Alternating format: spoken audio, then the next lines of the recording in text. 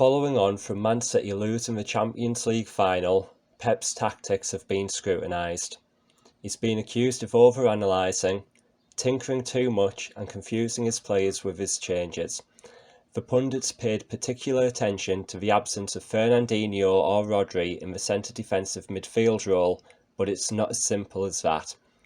Including the Champions League Final, Man City played against Chelsea 3 times in about 6 weeks and lost each time. Pep changed the formation and the players each time they played. This isn't unusual. Most teams will make changes, either due to the players' form or fitness, or to try to get a tactical advantage.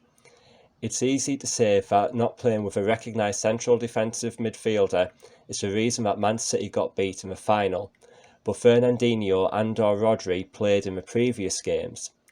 Looking at the stats, Pep's tactics improved Man City's performance in the final, giving them more possession of the ball. Both teams created fewer scoring opportunities, showing that both teams improved defensively as they got more familiar with each other. The stats show that Chelsea were only marginally better at creating chances. Let's have a look at the small margin that decided this game. And the goalkeeper finds the space out wide with a long pass. There's so much space opening up in the middle of the park. If it was played at Wembley, you might hear a mind the gap announcement. Havertz rounds the goalkeeper and puts the ball in the back of the net.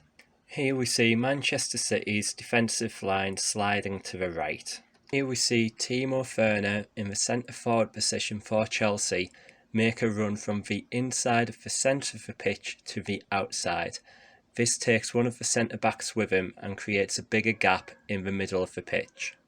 The player on the right wing for Chelsea has noticed this space and has started to drift inside. The Manchester City left back is slow to recognise this danger and it gives the winger a head start. As we see, the fullback is then unable to recover. Gundogan in the central defensive midfield role can also do more to protect the defenders here. He only needs to drop a few yards deeper to help screen the pass.